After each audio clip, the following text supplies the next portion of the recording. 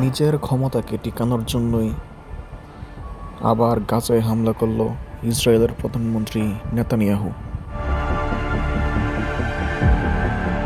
যদিও ইসরায়েল ও ফিলিস্তিনের মধ্যে চুক্তি হয়েছিল যুদ্ধবিরতির, কিন্তু ইসরায়েলের প্রধানমন্ত্রী নেতানিয়াহু তার ভঙ্গুর ক্ষমতাকে টিকিয়ে রাখার জন্য যুদ্ধবিরতি লঙ্ঘন করে সে আবার গাজায় এয়ার স্ট্রাইক করে। হামাসের দাবি, এ হামলায় প্রায় 400 জন মানুষ নিহত হয়েছে।